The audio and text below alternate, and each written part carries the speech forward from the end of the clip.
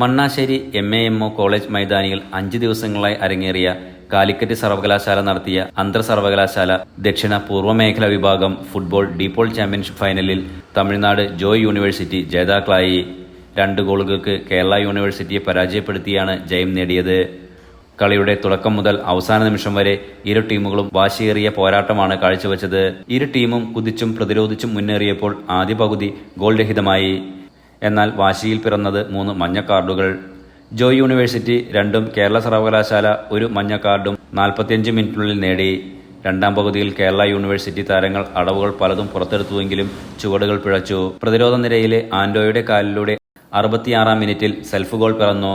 തുടർന്ന് സമ്മർദ്ദത്തിലായ കേരളയെ അവസരം നോക്കി അടിക്കാൻ ജോയ് യൂണിവേഴ്സിറ്റി താരങ്ങൾക്ക് സാധിച്ചു. 76-ാം മിനിറ്റിൽ കേരളയുടെ വലകുലുക്കുവാൻ എബിൻ ദാസിന് സാധിച്ചു. കളി തിരിച്ചുപിടിക്കാൻ ആക്രമണ രീതി അഴിച്ചുവിട്ട കേരള 90 മിനിറ്റിനുള്ളിൽ 3 മഞ്ഞ കാർഡുകൾ കൂടി നേടി. 6 മിനിറ്റ് ശേഷിച്ച ആഡ് ഓൺ ടൈമിൽ മഞ്ഞ ചുവപ്പ് കാർഡുകളുടെ പ്രളയമായി. ഒടുവിൽ വിസിൽ മുഴങ്ങിയപ്പോൾ പുതുചരിത്രം രചിച്ച് Tamil Nadu Joy university 2-0 pool D മത്സരങ്ങളിൽ ജേതാക്കളായി. തുടർന്ന് നടന്ന ചടങ്ങിൽ MAMO community CEO V Abdulla Koya Haji ജേതാക്കൾക്ക് ട്രോഫി സമ്മാനിച്ചു. ടീം അംഗങ്ങൾക്കുള്ള മെഡൽ ISL മുംബൈ സിറ്റി താരം നൌഫൽ അണിയിച്ചു. Runners trophy MAMO president V Marakkar Haji master സമ്മാനിച്ചു. College PTA vice president Razak Kodiyathur team അംഗങ്ങൾക്ക് മെഡൽ കൈമാറി. OM അബ്ദുൾ റഹ്മാൻ, ജാസിൻ, മുഹമ്മദ് ചെറുവാടി, ഡോക്ടർ മുജീബ് അമ്പലക്കണ്ടിത് എന്നിവർ സംസാരിച്ചു. Enlight news, Mukkam.